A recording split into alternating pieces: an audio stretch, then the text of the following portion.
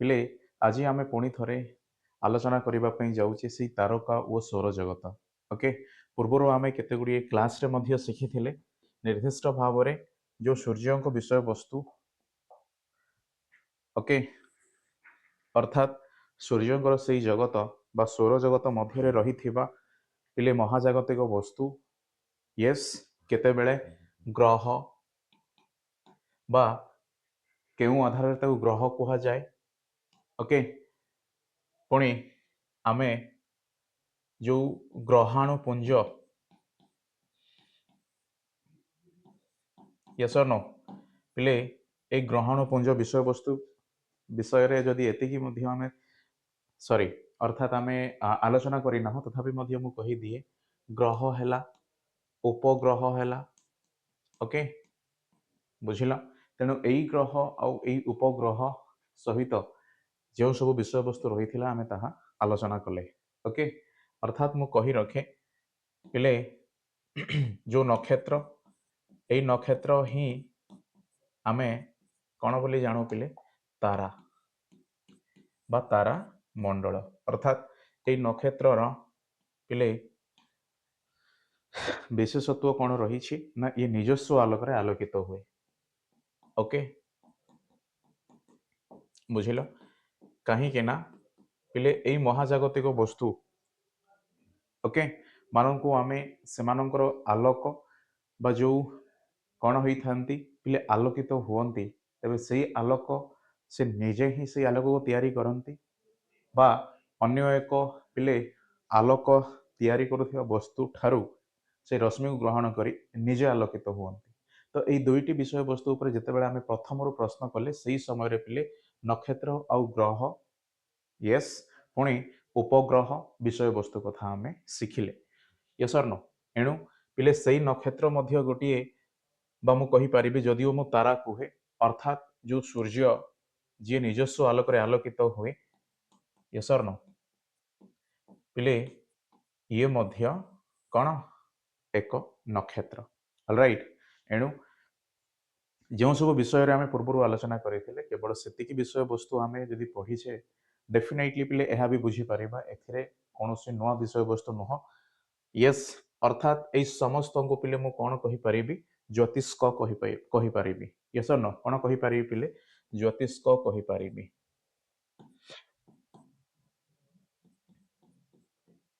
Okay, କ'ଣ କହିପାରିବି? ଜ୍ୟୋତିଷ୍କ କହିପାରିବି। ଅର୍ଥାତ୍ ଏଇ ଓକେ ବିଜ୍ଞାନକୁ ଯେଉଁ ମୁଁ ପିଲେ ଏଇ ଜ୍ୟୋତିଷ୍କ ବା ମହାଜାଗତିକ ଅଲରାଇଟ୍, ଓକେ, ଜ୍ୟୋତିଷ୍କ ବା ମହାଜାଗତିକ ବସ୍ତୁକୁ ଯେଉଁମାନେ ଅଧ୍ୟୟନ କରନ୍ତି, ଓକେ, ସେମାନଙ୍କୁ ଜ୍ୟୋତିର୍ବିଜ୍ଞାନୀ ବୋଲି କୁହାଯାଏ। ଆଉ ଯେଉଁ ବିଷୟବସ୍ତୁ ପିଲେ କ'ଣ ସେମାନେ ପଢ଼ନ୍ତି ତାହାକୁ ଜ୍ୟୋତିର୍ବିଜ୍ଞାନ ବୋଲି କୁହାଯାଏ। ଅଲରାଇଟ୍। ଏଣୁ ଆମେ ତାହା ବି ଶିଖିଛେ। Yes or no? ବୁଝିଲ ପିଲେ?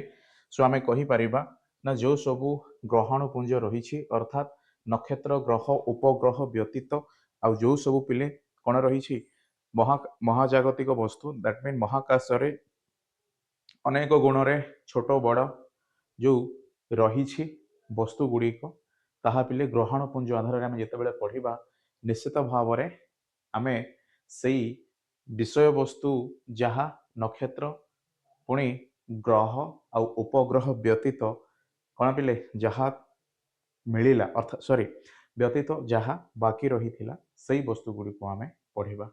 ଓକେ, ଆଚ୍ଛା, ମୁଁ ପୁଣି ଥରେ କହି ରଖେ ପିଲେ ଏଇ ଯେଉଁ ଗ୍ରହାଣୁ ପୁଞ୍ଜ ଅଛି, ତେବେ ଏଇ ଗ୍ରହାଣୁ ପୁଞ୍ଜ କହିବାର ଅର୍ଥ ସେଇ ନକ୍ଷତ୍ର, ଗ୍ରହ, ଉପଗ୍ରହ ବିଷୟବସ୍ତୁ ନୁହଁ। ଓକେ, ବୁଝିଲ? ତେବେ ନକ୍ଷତ୍ର, ଗ୍ରହ, ଉପଗ୍ରହ ବ୍ୟତୀତ ଯେଉଁ ସବୁ ବସ୍ତୁ ରହିଛି ମହାଜାଗତିକ ବସ୍ତୁ ମହାକାଶରେ, ତେଣୁ ସେମାନଙ୍କୁ ପଢ଼ିବା, ସେମାନଙ୍କର କ'ଣ ରହିଛି ପିଲେ ଉପସ୍ଥିତି କେଉଁପରି ରହିଛି, ଅର୍ଥାତ୍ ଗ୍ରହ ସୂର୍ଯ୍ୟଙ୍କ ଚାରିପଟେ କ'ଣ କରେ ପିଲେ ପରିକ୍ରମଣ କରେ, ଉପଗ୍ରହ ନିର୍ଦ୍ଦିଷ୍ଟ ଗ୍ରହ ଚାରିପଟେ ପରିକ୍ରମଣ କରିଥାଏ। ତେବେ ଅନ୍ୟ ବସ୍ତୁମାନଙ୍କର ମଧ୍ୟ ଆମ ଉପସ୍ଥିତିକୁ ଦେଖିଲା ବେଳକୁ ନିଶ୍ଚିତ ଭାବରେ ସେଇ ପ୍ରଶ୍ନ ଉଠିବ, ସେମାନେ ବି କିପରି କ'ଣ ହୁଅନ୍ତି ମହାକାଶରେ ପିଲେ ରହିଥାନ୍ତି ବା ତାଙ୍କର ଅବସ୍ଥିତି ତାଙ୍କର ପରିପଥ ବା ଏମାନେ କ'ଣ ହୁଅନ୍ତି ପିଲେ ରାଇଟ୍ କାହିଁକି ଗ୍ରହ ଉପଗ୍ରହ ଜାଗାରେ ସେମାନଙ୍କୁ ରଖାଗଲା ନାହିଁ ବା ଅନ୍ୟତ୍ର ବୁଝିବା ପାଇଁ କୁହାଗଲା ଯାହା ଆମେ ଗ୍ରହାଣୁପୁଞ୍ଜ ବୋଲି ବୁଝୁଛେ ରାଇଟ୍ ବୁଝିଲ ଏଣୁ ପିଲେ ଗ୍ରହ ଆଉ ଉପଗ୍ରହ ମାନଙ୍କୁ ଛାଡ଼ି ଅନେକ ଗ୍ରହାଣୁ ମଣ୍ଡଳ ଓ ବୃହସ୍ପତି କକ୍ଷପଥ ମଧ୍ୟରେ ରହି କ'ଣ କରନ୍ତି ସୂର୍ଯ୍ୟଙ୍କ ଚାରିପଟେ ବା ସୂର୍ଯ୍ୟଙ୍କ ଚାରିପଟେ ପରିକ୍ରମା କରୁଛନ୍ତି ଏମାନଙ୍କୁ ଏକତ୍ର ଗ୍ରହଣ ପୁଞ୍ଜ ବୋଲି କୁହାଯାଏ ବୁଝିଲ ପିଲେ ପ୍ରଥମ ବିଷୟ ବସ୍ତୁଟି କ'ଣ କୁହାଯାଇଛି ନା ପିଲେ ଅନେକ ଗ୍ରହାଣୁ ମଙ୍ଗଳ ଓ ବୃହସ୍ପତି କକ୍ଷପଥ ମଧ୍ୟରେ ରହି ମଙ୍ଗଳ ଓ ବୃହସ୍ପତି ପିଲେ ଅର୍ଥାତ୍ ମୁଁ କହିବି ବୁଧ ଶୁକ୍ର ହଁ ନା ନାହିଁ ପୃଥିବୀ ମଙ୍ଗଳ ବୃହସ୍ପତି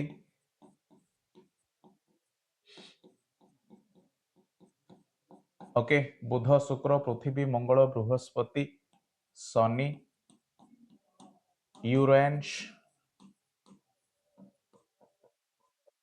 ନେପଚୁନ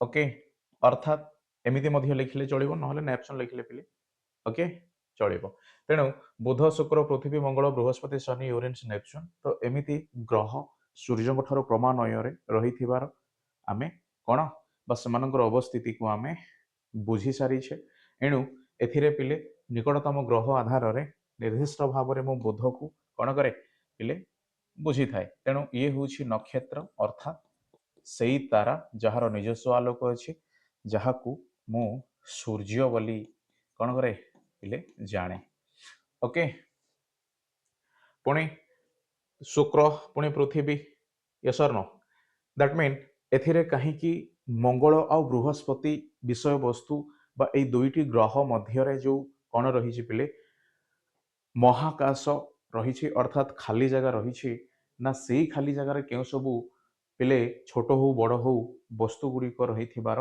ଯେଉଁ ଲକ୍ଷ୍ୟ କରାଗଲା ଆଉ ସେଇ ବସ୍ତୁମାନଙ୍କୁ ଯଦି ଗ୍ରହ ଉପଗ୍ରହ ନ କୁହାଯାଏ ତଥାପି ମଧ୍ୟ ସେମାନଙ୍କୁ କେଉଁ ଶବ୍ଦରେ ପିଲେ କେଉଁ ଶବ୍ଦ ମାଧ୍ୟମରେ ତାଙ୍କୁ ଆମେ ଜାଣିବା ପାଇଁ ଚେଷ୍ଟା କଲେ ବା ଯେଉଁ ଶବ୍ଦଟି ଆମେ ବ୍ୟବହାର କରୁଛେ ତାହା ହେଉଛି ଗ୍ରହାଣୁପୁଞ୍ଜ ଓକେ ବୁଝିଲ ଏଣୁ ପିଲେ ଗ୍ରହ ଉପଗ୍ରହ ମାନଙ୍କୁ ଛାଡ଼ି ଅନେକ ଗ୍ରହାଣୁ ଓକେ ମଙ୍ଗଳ ଓ ବୃହସ୍ପତିର କକ୍ଷପଥ ମଧ୍ୟରେ ରହି ୟେସ୍ ଅର୍ ନୋ ପିଲେ ତୁମେ ଦେଖିବ ନା ଯେଉଁ ସୌରଜଗତରେ ସୂର୍ଯ୍ୟଙ୍କର ମୁଁ କହିପାରିବି କ୍ରମାନ୍ୱୟରେ ଯଦି ଆମେ ଯିବା ତ ନିର୍ଦ୍ଦିଷ୍ଟ ଭାବରେ ପିଲେ 8 ଗୋଟି କ'ଣ ରହିଛି କକ୍ଷପଥ ରହିଛି ତେଣୁ ସେ 8ଟି କକ୍ଷପଥ ମଧ୍ୟରୁ ମଙ୍ଗଳର କକ୍ଷପଥ ପିଲେ 4 ନମ୍ବର ତାପରେ ଆସେ ବୃହସ୍ପତି କକ୍ଷପଥ 5 ନମ୍ବର ଅର୍ଥାତ୍ ଏଇ କକ୍ଷପଥ ଆଉ ଏଇ କକ୍ଷପଥ ମଧ୍ୟରେ ଯେଉଁ ସବୁ କ'ଣ ରହିଛି ପିଲେ ମହାକାଶୀୟ ବସ୍ତୁ ରହିଛି ତେବେ ଏଇ ମହାକାଶୀୟ ବସ୍ତୁ ନିର୍ଦ୍ଦିଷ୍ଟ ଭାବରେ ଯଦି ଗ୍ରହ ଉପଗ୍ରହ ମୁଁ ନ କହିଥାଏ ତେବେ ସେମାନଙ୍କୁ ଯେଉଁ ଅନ୍ୟତ୍ର ମୁଁ ଜାଣିଥାଏ ତେବେ ସେଇ ଅନ୍ୟତ୍ର ଭାବରେ ତାଙ୍କୁ ମୁଁ ଗ୍ରହାଣୁପୁଞ୍ଜ ବୋଲି କହେ ଅର୍ଥାତ୍ ଯେଉଁ ଗ୍ରହ ଆଉ ଉପଗ୍ରହ ପିଲେ ଯେଉଁପରି ଆମେ ବୁଝିଲେ ବା ଯେଉଁ ସେମାନଙ୍କର ରହିଥିବା ନିଜସ୍ୱ ପ୍ରକୃତି କେତେବେଳେ ଆମେ ତାକୁ ଗ୍ରହ କହିଥାଉ କେତେବେଳେ ଆମେ ତାକୁ ଉପଗ୍ରହ କହିଥାଉ ଯେଉଁ ବିଷୟବସ୍ତୁଟି ଆମେ ପୂର୍ବରୁ ମଧ୍ୟ ଆଲୋଚନା କରିଛେ ତ ସେଇ ସଂଜ୍ଞା ଆଧାରରେ ଏଇ ଗ୍ରହାଣୁପୁଞ୍ଜ କ'ଣ ବୁଝିବା କ'ଣ ହେଲା ପିଲେ ନିଶ୍ଚିତ ଭାବରେ ଅଲଗା ହେବ କାହିଁକି ଯଦି ସେଇ ସଂଜ୍ଞା ଆଧାରରେ ଏମାନେ ମଧ୍ୟ ବା ଏଇ ପିଲେ ଛୋଟ ଛୋଟ ୟେସ୍ ଅର୍ ନୋ ବସ୍ତୁ ଗୁଡ଼ିକ ଏଇ ଦୁଇଟି କକ୍ଷପଥ ମଧ୍ୟରେ ଆବଦ୍ଧ ହେଇକି ରହିଛନ୍ତି ତ ଏମାନେ ମଧ୍ୟ ସେଇ ଗ୍ରହ ଉପଗ୍ରହ ପରି ଯଦି କିଛି କ'ଣ ପ୍ରକୃତିକୁ ଦର୍ଶାଇଥାନ୍ତି ତେବେ ସେମାନଙ୍କୁ ଆମେ ଅନ୍ୟତ୍ର ଭାବରେ ପଢ଼ିବାର ଆବଶ୍ୟକତା ନଥିଲା କିନ୍ତୁ ଯେହେତୁ ସେ ମାନନ୍ତିନି ତେଣୁ ଯେଉଁ ଅନ୍ୟ ସବୁ ବସ୍ତୁ ପିଲେ ଗ୍ରହ ଉପଗ୍ରହ ବ୍ୟତୀତ ରହିଛି ଯାହା କ'ଣ ମହାକାଶରେ ତାଙ୍କୁ ଯେତେବେଳେ ଆମେ ପଢ଼ିବା ତେବେ ସେଇ ବିଷୟବସ୍ତୁକୁ ଗ୍ରହାଣୁପୁଞ୍ଜ ବୋଲି ଆମେ କହିବା ଓକେ ଯଦି କେହି ମଧ୍ୟ ପଚାରନ୍ତି ପିଲେ ଗ୍ରହାଣୁପୁଞ୍ଜ ସୂର୍ଯ୍ୟ ଗ୍ରହ ଉପଗ୍ରହ ବ୍ୟତୀତ ଆଉ ଯାହା ରହିଲା ତାହା ପିଲେ ଗ୍ରହାଣୁପୁଞ୍ଜ କେବଳ ଏଇ 3ଟି ମହାଜାଗତିକ ବସ୍ତୁକୁ ବାଦ ଦେଲା ପରେ ଯାହା ରହିଲା ତାହା ହେଉଛି କ'ଣ ଗ୍ରହାଣୁପୁଞ୍ଜ ତେବେ से ग्रहण मानक मध्य केतेकंकर कक्षपथ पृथ्वीर कक्षपथ को छेद करुछि ऑलराइट पिले से ग्रहण मानक मध्य दैट मीन जदि पिले कौन होता है पृथ्वी निजर कक्षपथरे जिते परिक्रमा करे ये हूँ पृथ्वी तेणु से परिक्रमा समय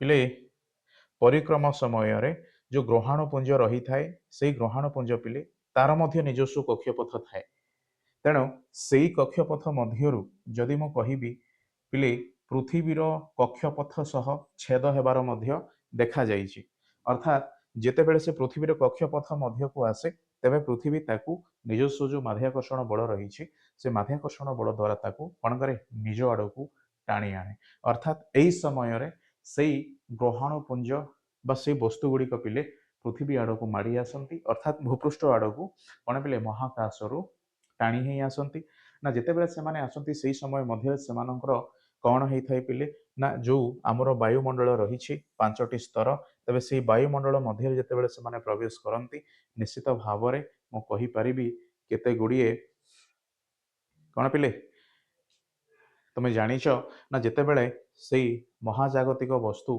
प्रवेश करिवो तेबे से प्रवेश करने द्वारा कौन होता है जो सब कणिका पिले वायु कणिका रही था से वायु कणिका सह ताहा घर्षण हो विराटकाय वस्तु मध्य कणिका सदृश्य हो जाए बेले बेले से वस्तुर पिले जो आकार रुहे से आकार कौन यही वायुमंडलीय स्तर द्वारा ह्रास न घटी मध्य निर्दिष्ट जगार आसी आघात हुए एणु यदि आम कहवा तेबे पिले यही भुवनेश्वर विशिष्ट भली सहर मध्य कौन हम पिले नष्ट हम अर्थात से उपरे से ग्रहाणुपुंजर जितेबले आघात हुए से आघात थिबा जो जगह आम आलोचना करुचे ताहा एक बृहत जगह आधार रे ही आम जानिछे ओके एणु आमे कहि परिबा पिले जेतेबेले एही पृथ्वीर कक्षपथ को से माने जो तांकर रही निजस्व कक्षपथ छेद करे तबे से छेद हेबा हेतु एमाने पृथ्वी पाखक चली आसती आउ से समय पृथ्वी ताको माध्याकर्षण बल द्वारा निज आड़क टाणे जदिओ माध्याकर्षण बल द्वारा निज आड़क टाणे तबे सही वस्तुटी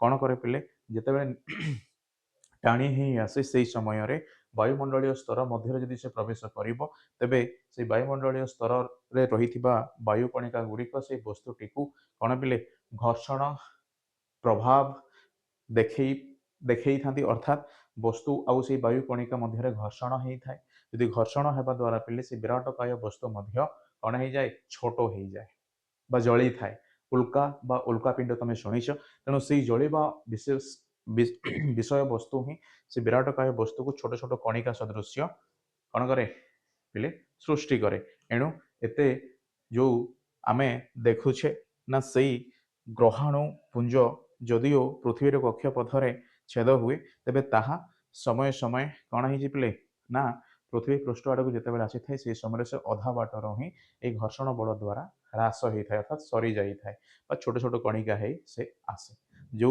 छोट छोट कणिका द्वारा पिले आमर कौन क्षति हो न था अर्थात जदि यही ग्रहाणुपुंजर पिले आकार विराट बड़ हेतु से जितेबाला घर्षण बल द्वारा घर्षण प्रभाव रे से जली थाए तेबे तार किछि अंश मध्य पृथ्वी पृष्ठ पहुँचवा पर्यंत सीमित रही थाए अर्थात से जली जली कौन पिले पृथ्वी पृष्ठ को पहुँचवा पर्यंत मध्य गोटे निर्दिष्ट आकार में रही थाए एणु से जो जगार पिले आघात दे थाए बस जो जगार से कौन हुए पिले पड़ी थाए से जगह निर्दिष्ट भाव में मुझे पारि कौन संपूर्ण भाव में नष्ट हो जाए अर्थात से जगार जदि जो सहर रही जो बण जंगल रही ओके तो से अंचल पिले कौन हुए ना यही ग्रहाणुपुंज द्वारा आघात पाई नष्ट हो जाए एणु जो ग्रहणपुंज विषय वस्तु आम कहूचे जो जगार यही वस्तुटीर पिले आघात पाइबा कथा आम कहूचे ये विराट बड़ मध्य पारे अर्थात आम भुवनेश्वर जिते बड़ अच्छी से बड़ अंचल विशिष्ट मध्य कौन बा सेते बड़ अंचल को मध्य यही ग्रहणपुंज आघात करि पारे ओके तो ग्रहण मानक मध्य केतेकंकर कक्षपथ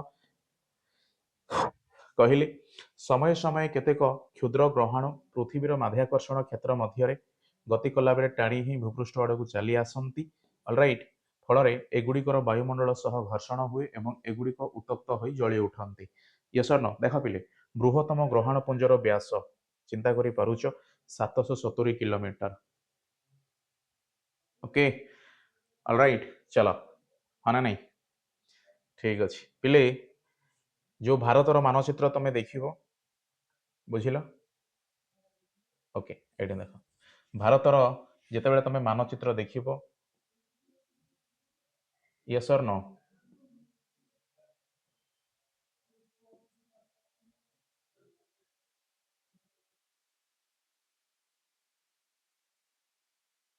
ओके ऑलराइट ठीक अच्छे तेबे यही भारतर मानचित्र आधार रे यस और नो ठीक अच्छे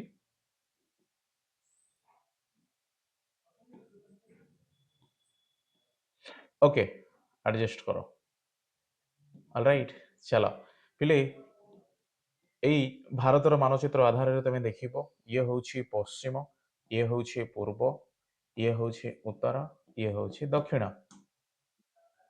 ओके तेबे पूर्वरु कौन पूर्वरु पश्चिम उत्तररु दक्षिण तुम्हें देख जो दूरता रही पिले यह 3000 ओके एक्यूरेटली मु कहूनी किंतु एक्यूरेटली विषय वस्तु भी रही निर्दिष्ट भाव में कौन पिले आमे जदि कहवा साधारणतः भाव में 3400 किलोमीटर तार एवरेज उभय पूर्व पश्चिम उत्तर दक्षिण तेणु ये 3400 किलोमीटर को जिते 700 किलोमीटर वस्तु विशिष्ट गोटे ग्रहण पुंज सह आम तुलना करवा तेबे पिले कौन 770 अच्छा या आम 800 नहीं पारिबा तेणु तुम्हें देखिपारुच ना जी क्षेत्रफल विषय वस्तु ए पाइबा बा जो रही पिले भारतर जो भूखंड ओके बुझिल तेणु से भूखंड मध्य तुलना करी तेज निर्दिष्ट भाव में पिले 4टी ग्रहण पुंज ही संपूर्ण भाव में भारत को नष्ट कर सक्षम रखिए alright yes or no okay तेणु मन रख सबु बेले ना ए ग्रहण पुंज छोट हो पारे बा गोटे निर्दिष्ट देश ठारू बड़ हुए ऑलराइट एणु से ग्रहण पुंज जिते बेले पृथ्वीर कक्षपथ पाखक चली आसे से समय से निजे टाणी ही पृथ्वी द्वारा टाणी ही पिले से भूपृष्ठ आड़ को माड़ी आसे ओके बस एति बुझा आवश्यक अच्छे ऑलराइट चलो अच्छा पिले धूमकेतु सही परी यस और नो तब देख धूमकेतु पिले कौन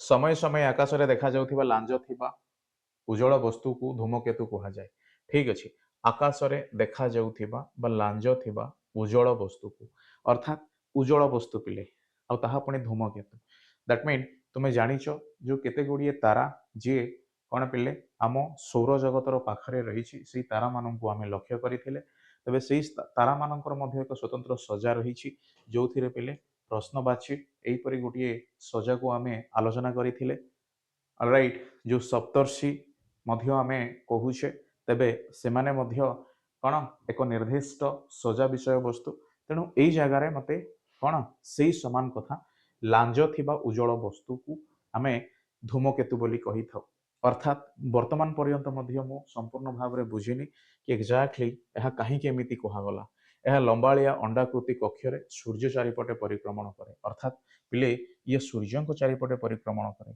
बुझीपार कहीं ये अन्यत्र बा आम सौर जगतर सौर जगत ठारू बाहर नुह ये सौर जगत भितर ही अच्छी आ तुम जाच सौर जगत मध्य ग्रह उपग्रह व्यतीत जो सब रही पिले महाकाशीय वस्तु से आम बर्तमान करुचे आलोचना तेणु एमान जो ग्रहण पुंज आम विषय वस्तु देखिले जहाँ केवल मंगल आउ बृहस्पति मध्य ही थिला तो बर्तमान जो धूमकेतु आसिला पिले ये मध्य अन्यत्र नुह ये आम सौर जगतर सदस्य अर्थात यह लंबालिया अंडाकृति कक्षरे अंडाकृति कक्ष पिले तुम्हें देखिपार हाँ ना नहीं कक्षपथ कक्षरे सूर्य चारिपटे परिक्रमा करे अर्थात सूर्य को चारिपटे पिले ये घूरी बुले ओके एणु यार मुंड बा न्यूक्लियस व्यास प्राय 10 किलोमीटर ओके पुछ हजार हजार किमी पर्यंत लंबी थाए अर्थात जो मुंड रही कौन पिले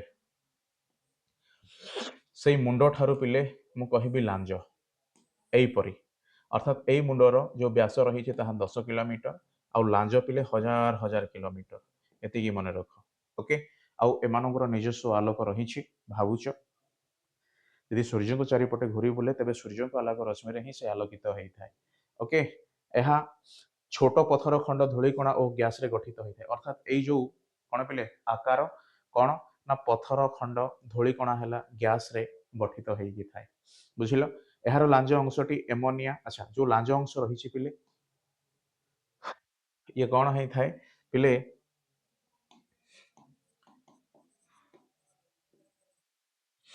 ପଥର ଖଣ୍ଡ ହେଲା, ଧୂଳିକଣା ହେଲା ଆଉ ଗ୍ୟାସ। କିନ୍ତୁ ଏଇ ଲାଞ୍ଜ ଅଂଶଟି ପିଲେ ଏମୋନିଆ, ମିଥେନ୍, ଜଳୀୟ ବାଷ୍ପ, ବରଫ କଣାରେ ଗଠିତ। ବୁଝିଲ, ଏଥିରେ ସୂର୍ଯ୍ୟାଲୋକ ପଡ଼ିଲେ ଚକ୍ ଚକ୍ କରେ, ଏଣୁ ସେ ଆଲୋକ ବା ଆଲୋକିତ ବସ୍ତୁ ପରି ଦେଖାଯାଏ। ବୁଝିଲ, ୟେସ୍ ଅର୍ ନୋ? ଦେଖିପାରିବ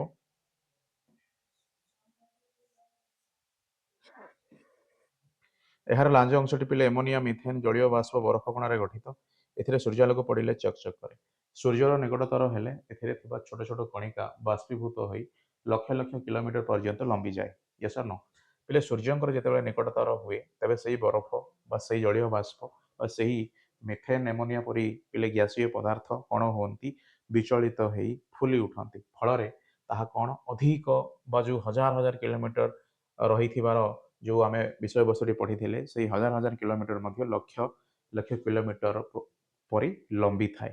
ଓକେ, କାହିଁକି ନା ଯେତେବେଳେ ସେ ସୂର୍ଯ୍ୟଙ୍କ ନିକଟତର ହୁଏ, ତେଣୁ ସୂର୍ଯ୍ୟଙ୍କ ନିକଟତର ହେଲେ ଏହିପରି ଅବସ୍ଥା ସେ କାହିଁକି ପିଲେ କଣ କରେ, ଗ୍ରହଣ କରିଥାଏ। ଅର୍ଥାତ୍ ଏହିପରି ଅବସ୍ଥା ସେ କାହିଁକି ଦର୍ଶାଇଥାଏ, କାହିଁକି ନା ଯୋଉ ଗ୍ୟାସ ରହିଛି ଏମୋନିଆ, ମିଥେନ୍, ଜଳୀୟ ବାଷ୍ପ ଓକେ ଆଉ ବରଫ କଣା ରହିଛି, ତେବେ ଏହା ଯେତେବେଳେ ରଶ୍ମିକୁ ଗ୍ରହଣ କରନ୍ତି, ସେଇ ସୂର୍ଯ୍ୟଙ୍କର ରଶ୍ମିକୁ ଯେତେବେଳେ ମାନେ ଗ୍ରହଣ କରିବେ ତେବେ ଫୁଲି, ଅର୍ଥାତ୍ ଯୋଉ ବରଫ ପିଲେ ଏହିପରି ଥାଏ, କିନ୍ତୁ ଯେତେବେଳେ ରଶ୍ମି ଗ୍ରହଣ କରେ ଇଏ ତରଳ ହେଇ ପିଲେ ବିରାଟକାୟ ଅଞ୍ଚଳକୁ ବିସ୍ତୃତ ହେଇଥାଏ। ଓକେ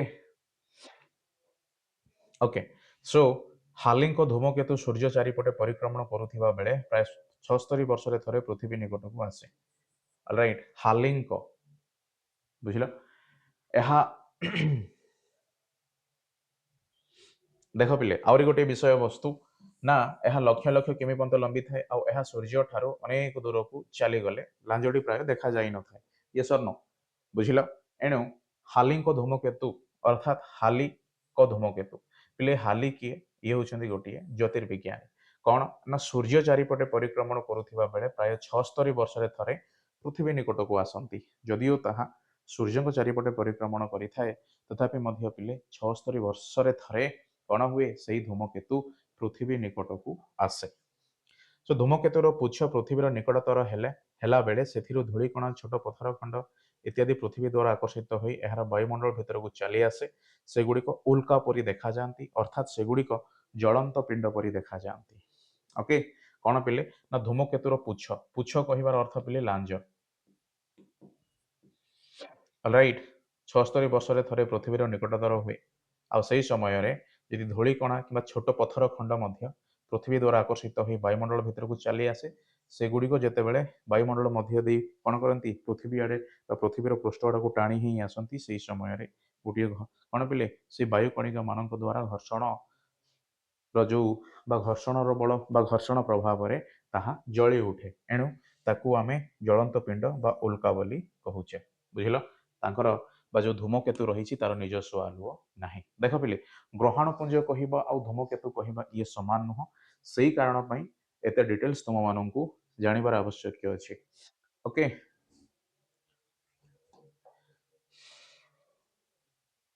ଅଲରାଇଟ୍, ଦେଖ ଉଲ୍କା ଓ ଉଲ୍କାପିଣ୍ଡ ପିଲେ ଅନ୍ଧାର ରାତିରେ ଯେଉଁ ମହାକାଶୀୟ ବସ୍ତୁ ଆଲୋକର ଝଲକ ସୃଷ୍ଟି କରି, ଅନ୍ଧାର ରାତିରେ ମହାକାଶୀୟ ବସ୍ତୁ ଆଲୋକର ଯେଉଁ ଝଲକ ସୃଷ୍ଟି କରି ଭୂପୃଷ୍ଠ ଆଡ଼କୁ ପଡ଼ିବାର ଦେଖାଯାଏ। ତୁମେ ଦେଖିବ ପିଲେ, ଅଲରାଇଟ୍, ରାତି ଆକାଶରେ ନା ତୁମେ ଯେକୌଣସି ଦେଖ, ଏହା ସବୁବେଳେ ହେଇଥାଏ ସେମିତି ନୁହଁ। ତୁମେ ଦେଖିବ ଯେଉଁ ତାରାମଣ୍ଡଳ ରହିଛି, ୟେସ୍ ଅର୍ ନୋ ପିଲେ, ଯେଉଁ ତାରାମଣ୍ଡଳ ଆକାଶରେ ରହିଛି, ତେବେ ସେଇ ତାରାମଣ୍ଡଳ ଏହିପରି ଆମେ ଦେଖିଥାଉ ସାଧାରଣତଃ ଭାବରେ, ମାନେ ନାହିଁ। ତ ପିଲେ, ଯଦି ମୁଁ ପୃଥିବୀ ପୃଷ୍ଠରେ ଅଛି ଆଉ ମୁଁ କଣ ଛିଡ଼ା ହେଇଛି ଅନ୍ଧାର ରାତିରେ ଘର ବାହାରେ, ତ ମୁଁ ଦେଖେ କି ଏଇ ତାରାଟି ବା ଏଇପରି ଗୋଟିଏ ଦେଖ ପିଲେ ତାରା ତ ମୁଁ କହିବିନି, ଓକେ, କାହିଁକି ନା ସାର୍ ଆକାଶରେ ଯୋଉ ଆଲୋକ ବା ଆଲୋକିତ ଦେଖାଯାଆନ୍ତି ସେମାନେ କେବଳ ତାରା ହିଁ ହୁଅନ୍ତି, ସେମିତି ନୁହଁ।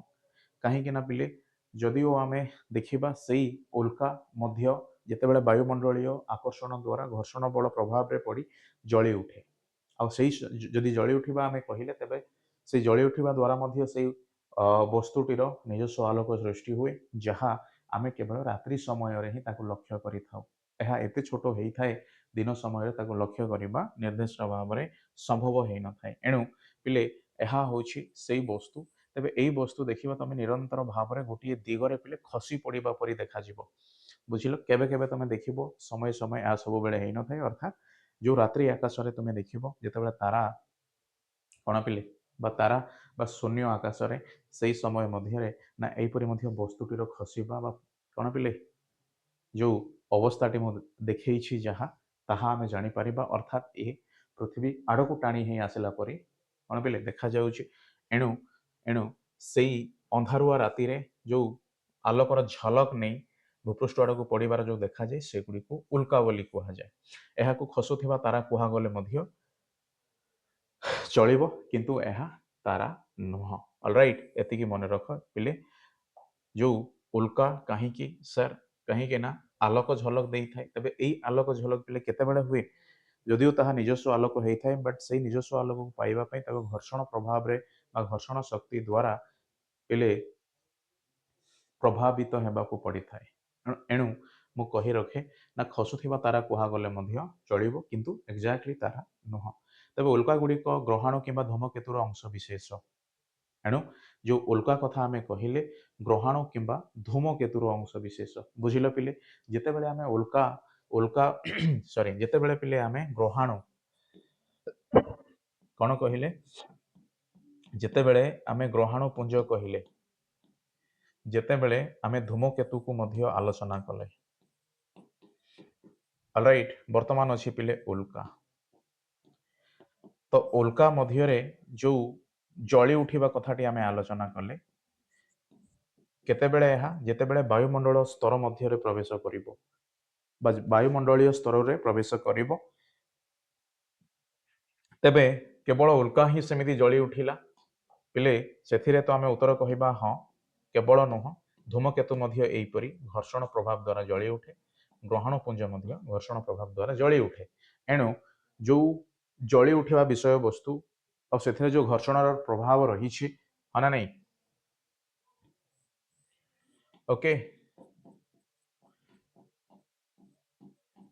ଘର୍ଷଣର ପ୍ରଭାବ ରହିଛି, ତାହା ହିଁ ପିଲେ ଉଲ୍କା ପରି ଯୋଉ ଜଳି ଉଠିବା ବା ଜଳି ଉଠିବା ଦ୍ୱାରା ନିଜସ୍ୱ ଆଲୋକକୁ ପ୍ରଦର୍ଶନ କରିବା, ଏହା ସମ୍ଭବ ହୋଇପାରିଛି। ଓକେ, ଏଣୁ ସମସ୍ତ ଉଲ୍କା ଭୂପୃଷ୍ଠକୁ ଆସିପାରନ୍ତି ନାହିଁ, କାହିଁକି ନା ବାୟୁମଣ୍ଡଳ ସହ ଘର୍ଷଣ ଯୋଗୁଁ ସେଗୁଡ଼ିକ ଉତ୍ତପ୍ତ ହୋଇ ପଡ଼ି ପାଉଁଶ ହେଇଯାଆନ୍ତି, ଫଳରେ କଣିକା ଗୁଡ଼ିକ ପିଲେ ବା କଣିକା ସଦୃଶ ହେଇ ସେ ବାୟୁମଣ୍ଡଳରେ ଭାସି ବୁଲନ୍ତି କିମ୍ବା ଭୂପୃଷ୍ଠ ଆଡ଼କୁ ଚାଲି ଆସନ୍ତି। ଏଣୁ ଆକାରରେ ବଡ଼ ଉଲ୍କା ଗୁଡ଼ିକ ସମ୍ପୂର୍ଣ୍ଣ ପଡ଼ି ବା ଯେତେବେଳେ ବଡ଼ ଉଲ୍କା ପିଲେ ସମ୍ପୂର୍ଣ୍ଣ ଭାବରେ ନ ପଡ଼ିଯାଏ, ଦ୍ୟାଟ୍ ମିନ୍ସ ସେ ଜଳି ନଥାଏ, ତେବେ ତାର ଯୋଉ ଅଂଶ ବିଶେଷ ତାହା ରହିଥାଏ ଭୂପୃଷ୍ଠରେ ଆସି ପଡ଼େ, ଅର୍ଥାତ୍ ଏଇ ବା ଏଗୁଡ଼ିକ ଥଣ୍ଡା ହୋଇ ପଥର ଆକାରରେ ପଡ଼ି ରହନ୍ତି, ସେଗୁଡ଼ିକୁ ଉଲ୍କାପିଣ୍ଡ ବୋଲି କୁହାଯାଏ। ବୁଝିଲ ପିଲେ, ଅର୍ଥାତ୍ ଯେତେବେଳେ କଣ କହିବା ପିଲେ ନା ସାର୍ ଇଏ ହେଉଛି ସେଇ ଉଲ୍କା, ବା ଯଦିଓ ମୁଁ କହିବି ପିଲେ ନିର୍ଦ୍ଦିଷ୍ଟ ଭାବରେ ଇଏ ଗ୍ରହଣପୁଞ୍ଜ ମଧ୍ୟ ହେଇପାରିବ, ଧୂମକେତୁ ମଧ୍ୟ ହେଇପାରିବ, ଏତିକି ମନେ ରଖ ନା ନାଇଁ।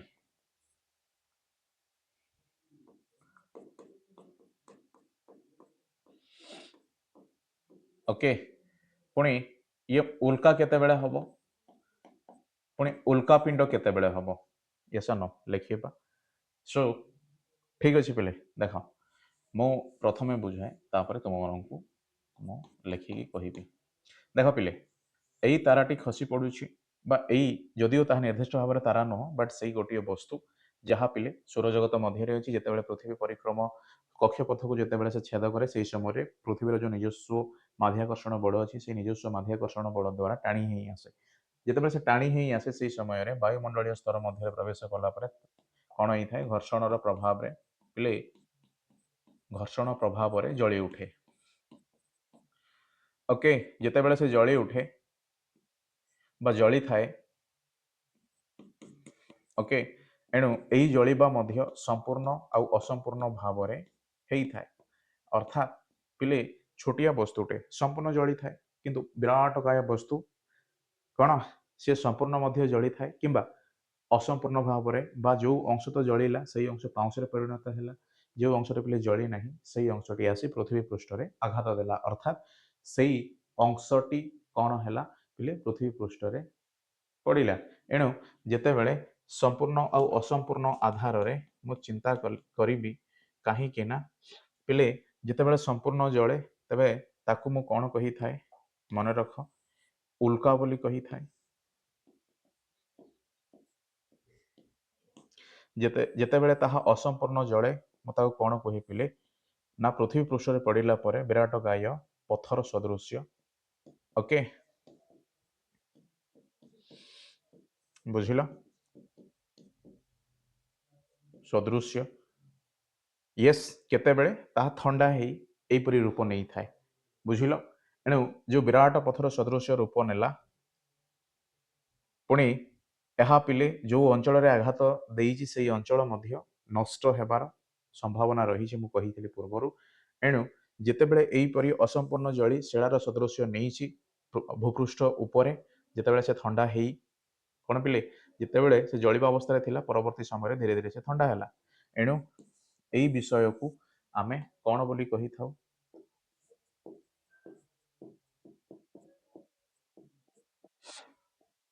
ଉଲ୍କା ପିଣ୍ଡ ବୋଲି କହିଥାଉ, ବୁଝିଲ, ୟେସ୍ ଅର୍ ନୋ?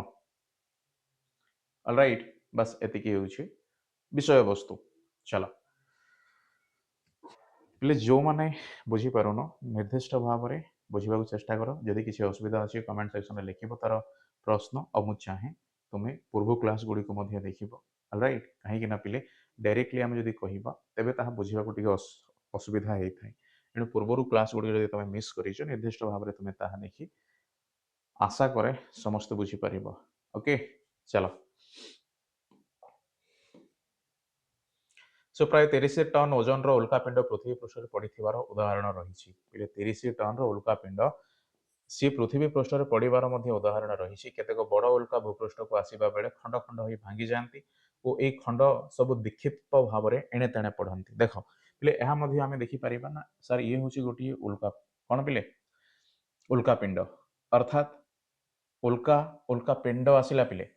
ତେଣୁ ଏହି ପିଣ୍ଡ ଯଦି ଆସିଲା ତେବେ ନିର୍ଦ୍ଦିଷ୍ଟ ଭାବରେ ଆମେ କହିପାରିବା ଇଏ ପୃଥିବୀ ପୃଷ୍ଠରେ ଅସମ୍ପୂର୍ଣ୍ଣ ଜଳି ପହଞ୍ଚିଛି ବା ପୃଥିବୀ ପୃଷ୍ଠ ଉପରେ ଆଘାତ ଦେଇଛି। ଉଲ୍କା ଯଦି କହିଥାନ୍ତା ତେବେ ଇଏ ପୃଥିବୀ ପୃଷ୍ଠରେ ପହଞ୍ଚିନି, ଇଏ ଉପରେ ହିଁ ପିଲେ ଜଳି ପାଉଁଶ ହେଇ କଣିକା ପରି ଭାସି ବୁଲୁଛି କିମ୍ବା ପିଲେ କେତେ ଗୁଡ଼ିଏ ଯାହାକି ଆଘାତ ପହଞ୍ଚାଇ ନଥାଏ। ତେଣୁ ଯଦି ତାହା ପିଣ୍ଡ ହେଲା ନିର୍ଦ୍ଦିଷ୍ଟ ବା ସେଇ ଉଲ୍କା ସହିତ ଯଦି ପିଣ୍ଡ ହେଲା ନିର୍ଦ୍ଦିଷ୍ଟ ଭାବରେ ଇଏ ପୃଥିବୀ ପୃଷ୍ଠ ଉପରେ ଆଘାତ ଦେଇଥିବାର ସମ୍ଭାବନାକୁ ଆମେ ବୁଝିବା। ଏଣୁ ସେଇ ଉଲ୍କା ପିଣ୍ଡ ପିଲେ ଏହିପରି ବିକ୍ଷିପ୍ତ ମଧ୍ୟ ହେଇଥାଏ ଆଉ ଛୋଟ ଛୋଟ ଉଲ୍କାପିଣ୍ଡ ଆଧାରରେ ପିଲେ ଏଣେ ତେଣେ ମଧ୍ୟ ପଡ଼େ। ବେଳେବେଳେ ଉଲ୍କାପିଣ୍ଡ ଗୁଡ଼ିକ ଏତେ ବଡ଼ ଥାଏ ଯେ ସେଗୁଡ଼ିକ ଭୂପୃଷ୍ଠରେ ବିରାଟ ଗର୍ତ୍ତ କରି ମଧ୍ୟ ଭିତରକୁ ପଶିଯାଏ। Yes or no? ଯେତେବେଳେ ଏହି ଭୂପୃଷ୍ଠ ଆଡ଼େ ପିଲେ ଟାଣି ହେଇ ଆସନ୍ତି ସେହି ସମୟରେ ଏହି ଭୂପୃଷ୍ଠରେ ଯେତେବେଳେ ସେ ପିଲା ଆଘାତ ପହଞ୍ଚାନ୍ତି ତେବେ ଭୂପୃଷ୍ଠ ମଧ୍ୟ ଏମିତି ଗର୍ତ୍ତ ସଦୃଶ୍ୟ କ'ଣ କରେ, ରୂପ ଧାରଣ କରେ। ଓକେ, ତେଣୁ ଉଲ୍କାପିଣ୍ଡ ଗୁଡ଼ିକରେ ଲୁହା, ନିକେଲ ଆଦି ଚୁମ୍ବକୀୟ ପଦାର୍ଥ ବେଶୀ ପରିମାଣରେ ଥାଏ। ଅଲରାଇଟ୍, ମନେ ରଖିବ। ତ ଉଲ୍କାପିଣ୍ଡ ବିଷୟରେ ଅଧ୍ୟୟନ ବୈଜ୍ଞାନିକ ମାନଙ୍କୁ ସୌରଜଗତର ଉତ୍ପତ୍ତି ସମ୍ବନ୍ଧରେ ତଥ୍ୟ ଜାଣିବାରେ ସାହାଯ୍ୟ କରିଥାଏ। ଅର୍ଥାତ୍ ଯେଉଁ ଉଲ୍କାପିଣ୍ଡ ଗୁଡ଼ିକ କ'ଣ ହୁଅନ୍ତି ପିଲେ ଭୂପୃଷ୍ଠ ଆଡ଼କୁ ଚାଲି ଆସନ୍ତି, ତେବେ ସେହି ଉଲ୍କାପିଣ୍ଡକୁ ଯେତେବେଳେ ଏହି ଜ୍ୟୋତିର୍ବିଜ୍ଞାନୀ ମାନେ ଅଲରାଇଟ୍ ଅଧ୍ୟୟନ କରନ୍ତି ତେବେ ସେମାନଙ୍କୁ ସୌରଜଗତର ବିଶେଷତ୍ୱ ବିଷୟବସ୍ତୁ ଉପରେ ଜଣା ପଡ଼ିଥାଏ। ଅର୍ଥାତ୍ ମୁଁ ଯେଉଁ ଜାଗାରେ ରହିଛି ସେହିପରି ଯେଉଁ ବସ୍ତୁ ଗୁଡ଼ିକ ପିଲେ କ'ଣ ରହିଛନ୍ତି ମହାକାଶରେ, ତ ସେଇ ବସ୍ତୁମାନଙ୍କ ମଧ୍ୟରେ ବି ଏହିପରି ଚୁମ୍ବକ ହେଲା, ଲୁହା ହେଲା, ନିକେଲ ହେଲା, ଏହିପରି ଯେଉଁ ଧାତବ ପଦାର୍ଥ ରହିଛି ତେବେ ସେଇ ଧାତବ ପଦାର୍ଥ ମଧ୍ୟ ମୋ ପୃଥିବୀରେ ରହିବାର ଦେଖିଥାଏ। ଏଣୁ ଯେଉଁ ସମ୍ପର୍କଟି ପିଲେ ସେମାନେ କ'ଣ କରନ୍ତି ପିଲେ ଜାଣିଥାନ୍ତି। ଏଣୁ ଏହା କ'ଣ ହେଇଥାଏ ବା କେମିତି ସମ୍ଭବ ହେଇଥାଏ, କେବଳ ସେଇ ଉଲ୍କାପିଣ୍ଡ ପିଲେ ମହାକାଶରୁ ଆସି ପୃଥିବୀ ପୃଷ୍ଠରେ ପଡ଼ିଥାଏ। ଅଲରାଇଟ୍, ମହା ମହାଜାଗତିକ ବସ୍ତୁ ଏକ ଗ୍ରହ ଚାରିପଟେ ପରିକ୍ରମଣ କଲେ ଏହାକୁ ପ୍ରାକୃତିକ ଉପଗ୍ରହ ବୋଲି କୁହାଯାଏ, ହଁ ନା ନାହିଁ? ପିଲେ ମହାଜାଗତିକ ବସ୍ତୁ, ତେବେ ମହାଜାଗତିକ ବସ୍ତୁ ଆମେ କାହିଁକି କହୁ?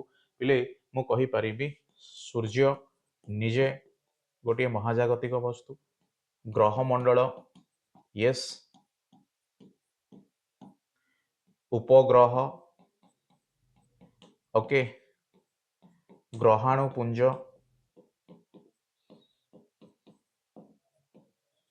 ଧୂମକେତୁ,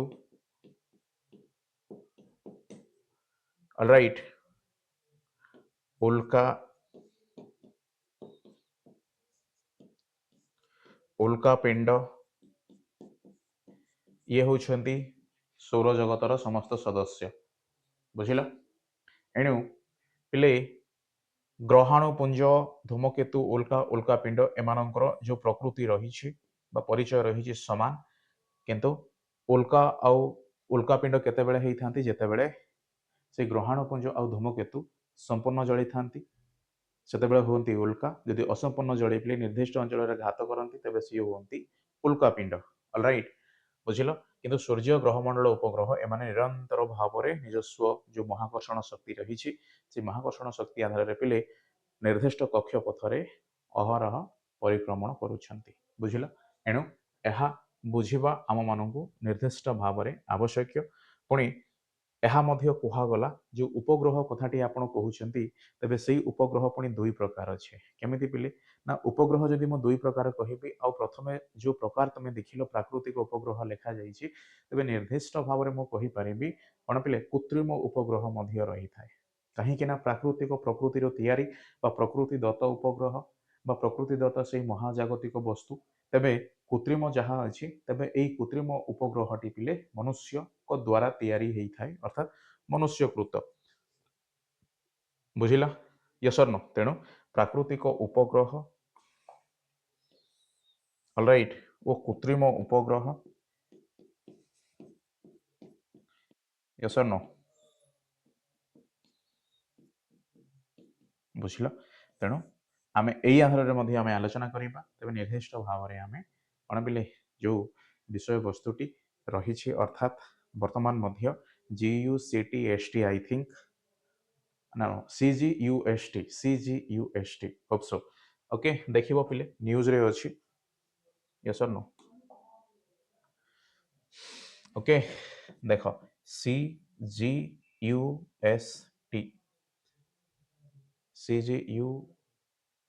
और ST। ऑलराइट, पिले देखिबो बहिरे, सॉरी ये तो रिसेंट न्यूज रे अछि। तबे ये मध्य गोटे उपग्रह जी आम ओडिशा पिले कोन करिछि? महाकाश को छाड़ीछि। बुझिलो पिले ना? पुणी तमे जानिछ कोन हला पिले? जो उपग्रह अर्थात सैटेलाइट बोली जो आमे कही थाउ, माना नहीं, इसरो सहित आमर संपर्क अछि। सतीश धावन स्पेस सेंटर बोली जहा पुणी आम बालेश्वर रही चांदीपुर समुद्र बेलाभूमि। ऑलराइट, ये सन पिले तो यही समस्त स्थान जो जगार कौन करा जाए उपग्रह को महाकाश को छड़ा जाई थाए। तेणु से उपग्रह को पिले महाकाश को छाड़ी था। अर्थात तुम्हें कहब सर चंद्र पर कौन आप विराट बड़ वस्तुटी को आप महाकाश को छाड़ती? सेमती नुह, ये अत्यंत क्षुद्र आकार होता है। तेज आपड़ी अत्यंत क्षुद्र आकार पुणी पुणी उपग्रह कहीं कहे? Yes no? प्रश्न उठिब हाँ ना नहीं पिले? ओके, ये लिखिल एपट देखिल आपण कहीं उपग्रह कहे? चंद्र को उपग्रह कही थाए, तेबे मु जानी ठीक अच्छे। बट आपण मनुष्यकृत बा जो कृत्रिम उपग्रह अच्छी, हाँ ना नहीं?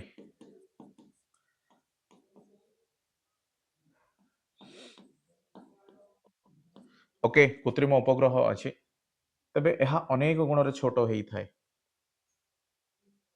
बुझिल हाँ ना नहीं पिले? तमे इसरो शुणिच? Yes or no? हाँ ना नहीं पिले? Okay, Indian Space Research Organisation. तमे पुणी शुणीच नासा, हाँ ना नहीं? पुणी पिले सतीश धावन स्पेस स्टेशन, पुणी चांदीपुर बेलाभूमि ओडिशार कोठी पिले बालेश्वर। ओके, अब्दुल कलाम आइलैंड मध्य अछि। हाउ परवर्ती समय ताको शिखिबा, बट किंतु पिले मो ओडिशा विषय वस्तु कहूची, तेणु एई जीयू सीजीयूएसटी गोटे उपग्रह ताको वर्तमान छड़ा जाइए ये 2 दिन तले। ओके, वर्तमान बुझ कहीं मु ताको उपग्रह कहबी, जेहेतु मु उपग्रह बुझिबार अर्थ पृथ्वी रो जदि मु आलोचना करे चंद्र विषय वस्तु, तेबे पृथ्वी गुण तुलन से 1/3 हाँ ना नहीं? यदि पिले चंद्र 4टी हेले पृथ्वी गोटे यहीपरी, बट आपण जोटा कौन करती स्पेस स्टेशन छाड़ती महाकाश को, ताकू कहीं आप उपग्रह कहे। तेणु मु कही रखे उपग्रह आम एपाई कहू पिले जहाँ आम महाकाश को छाड़ी था पिले ताहा पृथ्वीर अवस्थिति उपर ही कौन करें दृष्टि केन्द्रित करें, अर्थात पिले पृथ्वीर जो कौन रही पिले आवर्ती गति रही आ परिक्रमण गति रही, तो से 2टी गति सहित से चंद्रक परी कौन पिले एक कृत्रिम उपग्रह गुड़िक कौन करती अहरह पृथ्वी चारिपटे घूरी बुलांती, कहीं पृथ्वी चारिपटे घूरी बुलवा ही आम आज जहाँ ना नहीं वैज्ञानिक कहीपरि जो विज्ञान और प्रजुक्ति विद्या बोली कह जाए, आ जो विज्ञान और प्रजुक्ति विद्या बल आम नेटवर्क है बा कौन एक जगार पिले जेकोसी प्राकृतिक विपर्यय है यस और नो आम लक्ष्य कर ऑलराइट, अर्थात जो आम कथबार्ता हो तेबे से कथबार्ता हेबारे एहीपरि कृत्रिम उपग्रह रही जी पिले कौन करे मो जन को जब कल करे तेबे से कल प्रथम से उपग्रह पाखक जाए, उपग्रह पुणी से व्यक्ति पाखक पहुँची थाए, बुझिल?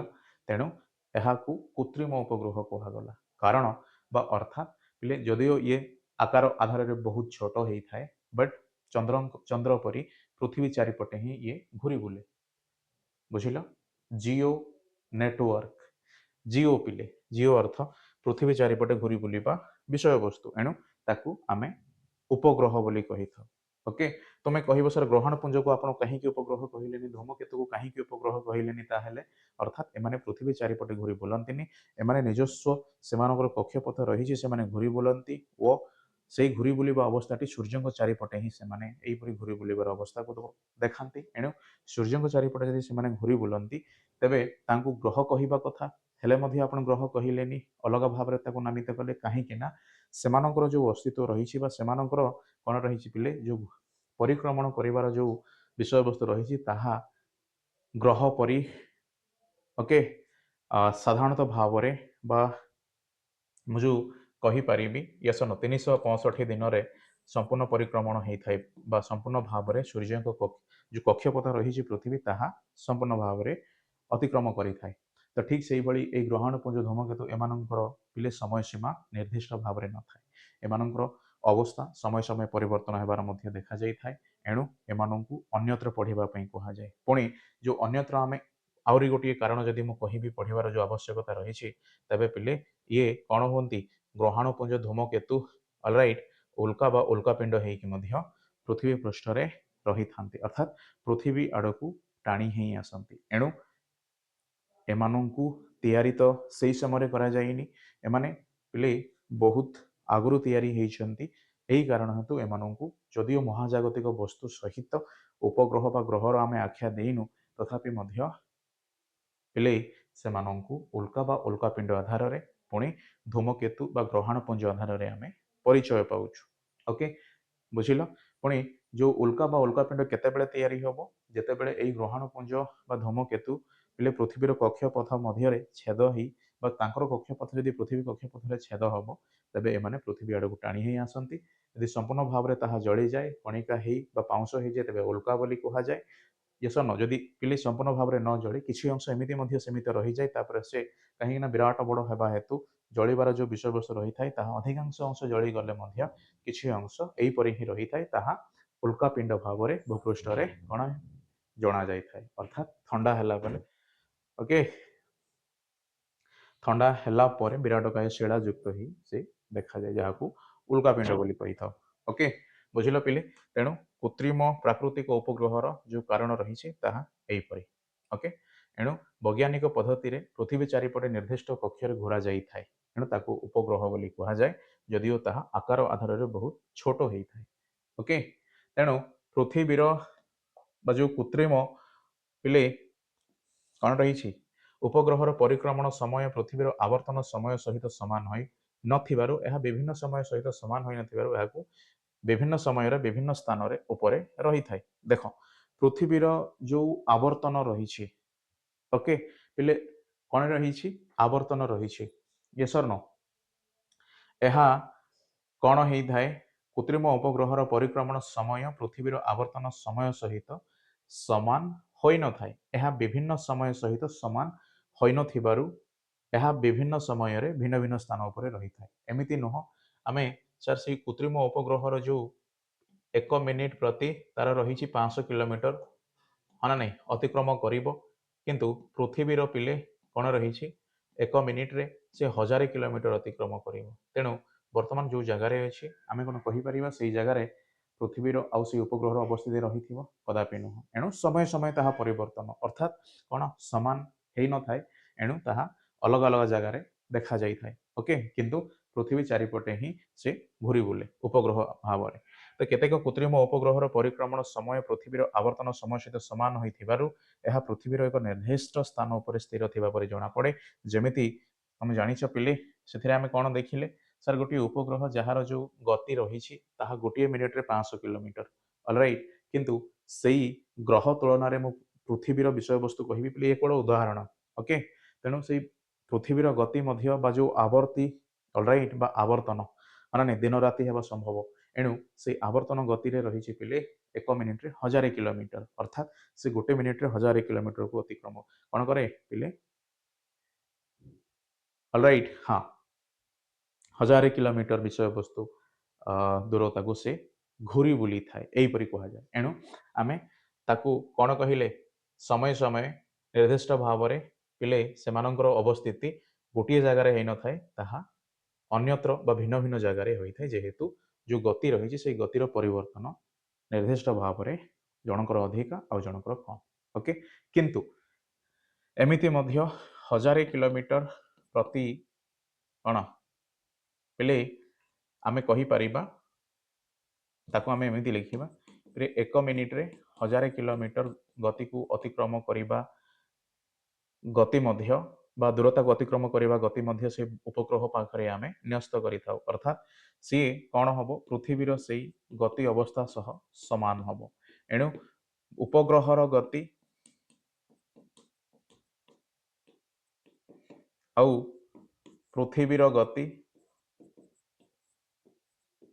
हाँ ना नहीं उपग्रहर गति और पृथ्वीर गति कौन हुए पिले समान ही थाए एणु से उपग्रह आ पृथ्वीर अवस्थिति निरंतर से गोटे जगार थिला परी बा निर्दिष्ट से जगार थिला परी जना जाए एणु ताकू भूस्थिर उपग्रह बोली कहा जाए तमे जो जियो नेटवर्क कथा कहबो ना नहीं ऑलराइट पिले ये केवल भारत यस भूखंड उपर स्थिर भाव में कौन रही जना जाउछि तेणु ताकू भूस्थिर उपग्रह बोली कहा जाए ओके जियो स्पेशियल सैटेलाइट ओके तेणु जियो नेटवर्क बोली आमे कहूचे यस और नो चलो नेक्स्ट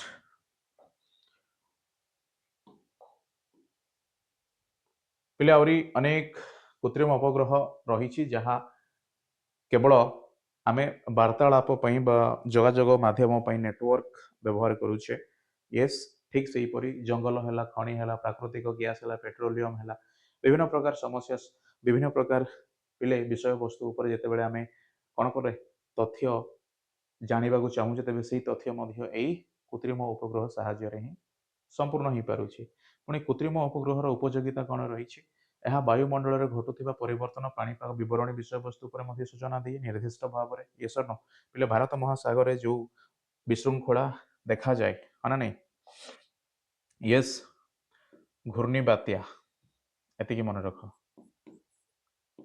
तेबे यही घूर्णी बात्या को आम लक्ष्य करी सही भारत महासागर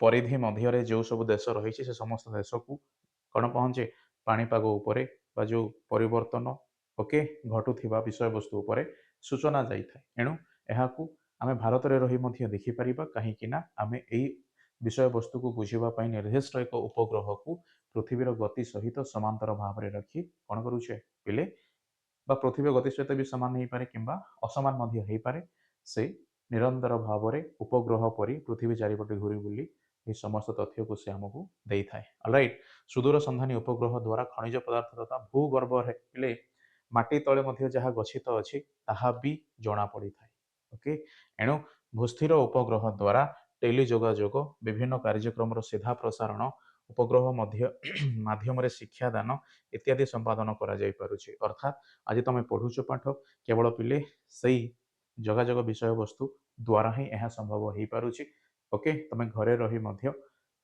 कहीपर जेकोसी जगार रही तुम कौन यही जोगाजोग मध्यम पाठटी को पढ़ी पारुछ ऑलराइट आउ एथिरे से सैटेलाइट बा उपग्रहर कौन पिले आवश्यकता रही जहाँ को मनुष्यकृत बोली कह जाए यस से कृत्रिम उपग्रह बोली कह जाउछि जंगल और परिवेश संतुलन निमंते नूतन जंगल सृष्टि निर्दिष्ट भाव में जो जगार जंगल क्षय होता है ताहा मध्य लक्ष्य करा जाय थाए आ से निर्दिष्ट अंचल पिले जंगल को प्रतिरोपण करने ऑलराइट अर्थात कौन पिले से खाली किंबा जेकोसी गोटे खाली स्थान को पुनर्बार जंगल सृष्टि करने जो गुरुत्वपूर्ण पदक्षेप निया जाय थाए तबे से गुरुत्वपूर्ण पदक्षेप पिले कौन हुए स्वतंत्र भाव में से जगार कौन यही उपग्रह साहाय्य निर्दिष्ट भाव में लक्ष्य करा जाए अर्थात जो खाली जगह रही थाए से जगार पिले वृक्ष प्रतिरोपण करने द्वारा कौन हुए ना जो खाली जगह थिला ताहा एमिति बा ए अवस्था थिला पुणी से जगार गछ पिले बा वृक्षरोपण करने द्वारा यहीपरी अवस्था बा यहीपरी देखागला एणु यह देखा पछरे से सैटेलाइट बा से उपग्रहर ही आम सहायता लड़ी था ऑलराइट तेणु आम निर्दिष्ट भाव में कहीपर यस से जगार कौन है नूतन बण बा जंगल सृष्टि होती ओके कहीं जनवाई यहीपरी तथ्य देवाई उपग्रह व्यवहार करा उपग्रह कही थाए पुणी यही तथ्य को से उपग्रह ही निजे कही थाए ओके बुझे पिले ठीक अच्छे तेणु कृत्रिम उपग्रहर उपयोगिता मध्य जो तुम देख निर्दिष्ट भाव में यही 3-4 पॉइंट लिख जहाँ परीक्षा आसी 100% ग्यारंटी पिले हाँ पुणी देख सो पृथ्वीर प्रथम कृत्रिम उपग्रह स्पुटनिक 1 ऑलराइट पिले ये आसिला पृथ्वीर प्रत्येक देश वर्तमान तुम जानिछ ना उपग्रह पिले पठांती आकाश कौन महाकाश को तबे पिले सैटेलाइट आमे जानिछे जहा ताहा ही कौन उपग्रह ऑलराइट पृथ्वी चारिपटे कौन ही थाए चंद्रंक परी घूरी बुली थाए तेणु जदि मु पृथ्वी विषय वस्तु कथा मु कहिबी कौन से एक निर्दिष्ट देश को इंगित न करी तेबे पृथ्वी आधार में कहीपर प्रथम कौन पिले कृत्रिम उपग्रह होछि स्पुटनिक 1 आउ ताहा केबे महाकाश को छड़ा जाइथिला पिले 1957 मसीहा ऑलराइट कौन सर स्पुटनिक 1 ओके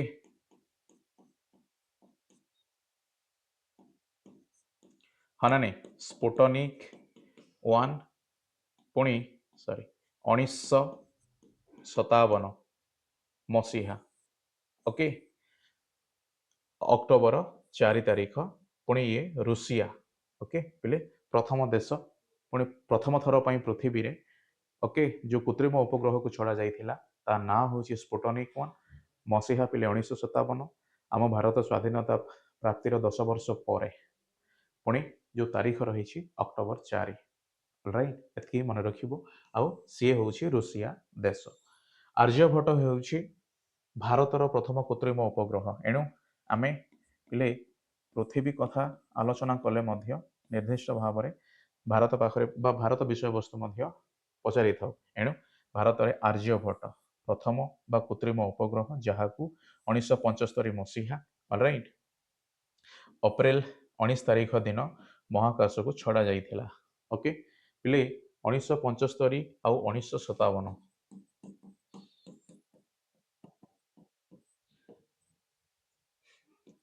ୟେସ୍ ହଁ ନା ନାହିଁ 18 ବର୍ଷ ବ୍ୟବଧାନରେ ଏତିକି ମନେ ରଖ। ତାହା ପିଲେ ଅକ୍ଟୋବର 4 ଇଏ ଅପ୍ରେଲ 19। ଓକେ ବୁଝିଲ। ତେଣୁ ବର୍ତ୍ତମାନ ଯଦି ଦେଖିବା ପିଲେ ପ୍ରତ୍ୟେକ ଦେଶ ନିଜ ନିଜର ଉପଗ୍ରହକୁ ମହାକାଶକୁ ପଠାଇଥାନ୍ତି। ଓକେ ଯଦି ପୃଥିବୀରେ ପ୍ରଥମ ଥର କୃତ୍ରିମ ଉପଗ୍ରହ ଯଦି କହିବା ସ୍ପୁଟନିକ୍ 1 ତାହା ରୁଷିଆ ଦ୍ୱାରା ବା ରୁଷିଆ ଦେଶ ଦ୍ୱାରା ପିଲେ ତାହା ଛଡ଼ା ଯାଇଥିଲା କ'ଣ 1957 ମସିହାରେ। ଆଉ ଠିକ୍ 18 ବର୍ଷ ପରେ ଭାରତ କ'ଣ କଲା 1975 ମସିହା ଅପ୍ରେଲ 19 ତାରିଖ ଦିନ ଆର୍ଯ୍ୟଭଟ୍ଟ ନାମକ ଗୋଟିଏ ପ୍ରଥମ କୃତ୍ରିମ ଉପଗ୍ରହକୁ ମହାକାଶକୁ ଛାଡ଼ିଲା। ତ ଆଜି ପର୍ଯ୍ୟନ୍ତ ଯଦି ମୁଁ କହିବି ନିର୍ଦ୍ଦିଷ୍ଟ ଭାବରେ ତୁମେ ଜାଣିଛ କେତେ ଗୁଡ଼ିଏ ନ୍ୟୁଜ୍ ମଧ୍ୟ ତୁମେ ଦେଖିସାରିଛ। ମଙ୍ଗଳୟାନ ହେଲା ଏସନ ପିଲେ ବୁଝିଲ। ତେଣୁ ଓକେ ହଁ ତେଣୁ ଆମେ କହିପାରିବା ଅନ୍ୟ କେତେକ ଭାରତୀୟ କୃତ୍ରିମ ଉପଗ୍ରହ ହେଲା ଇନସାଟ୍, IRS, କଳ୍ପନା 1, ଏଡୁସାଟ୍ ଇତ୍ୟାଦି। ଓକେ ଚାଲ ଯଦି ଏଇ ବହିକୁ ପିଲେ ପୁନର୍ବାର କ'ଣ କରାଯାଏ ପିଲେ ଯେମିତି ମୁଁ କହିପାରିବି ରିଭାଇଜ୍ କରାଯାଏ ତେବେ ନୂଆ ନୂଆ ଅନେକ ଉପଗ୍ରହ ମଧ୍ୟ କ'ଣ ଅଛି ଭାରତ ତଥା ଅନ୍ୟ ଦେଶ ମଧ୍ୟ ପିଲେ ଅଲରେଡ଼ି ମହାକାଶକୁ ପଠାଇ ସାରିଛି। ସେଇମାନଙ୍କର କ'ଣ ଏଥିରେ ଲେଖା ହେବ। ଓକେ ତ ବର୍ତ୍ତମାନ ପର୍ଯ୍ୟନ୍ତ ତୁମେ ଯାହା ଦେଖିଲ ଇଏ ହିଁ କେବଳ ଏତିକି ନୁହଁ ଆହୁରି ମଧ୍ୟ ରହିଛି। ବାସ୍ ଏତିକି ବର୍ତ୍ତମାନ ପାଇଁ ଜରୁରୀ କାହିଁକି ନା ବହିରେ ସେଇ ସମସ୍ତ ବିଷୟବସ୍ତୁ ଉପରେ ତଥ୍ୟ ଦିଆଯାଏ ନାହିଁ। ଯେତେବେଳେ ପିଲେ ଏଇ ବହିଟି ପୁନଃ ମୁଦ୍ରଣ ହେବ ତେବେ ସେଇ ସମୟରେ ତାକୁ ଲେଖାଯିବ। ଓକେ ସମସ୍ତଙ୍କୁ ଧନ୍ୟବାଦ। ପୁଣି ଥରେ ଆମେ ଦେଖା ହେବା ସେଇ ନୂଆ ବିଷୟବସ୍ତୁ ପିଲେ ଆଜି ପାଇଁ ଏତିକି ଅର୍ଥାତ୍ ଆଜି ବିଷୟବସ୍ତୁଟି ସରିଛି। ଓକେ ସମସ୍ତଙ୍କୁ ମୁଁ କହି ରଖେ ପାଠ ପଢ଼ିବ ଯାହା ବି ଡାଉଟ୍ ଅଛି ପଚାରିବ କାହିଁକି ନା ପିଲେ ବିନା ଡାଉଟ୍ସରେ ପାଠଟି ଶିଖିବା ବା ବୁଝିବା ଏତେ ମାତ୍ରାରେ ସମ୍ପୂର୍ଣ୍ଣ ହୋଇନଥାଏ। ଏଣୁ ଆଶା କରେ ସମସ୍ତେ ପାଠ ପଢ଼ିବ ସମସ୍ତେ ପ୍ରଶ୍ନ ପଚାରିବ ଯାହା ବି ଡାଉଟ୍ ହେବ ନିର୍ଦ୍ଦିଷ୍ଟ ଭାବରେ କମେଣ୍ଟ ସେକ୍ସନରେ ଲେଖିବ। Thank you.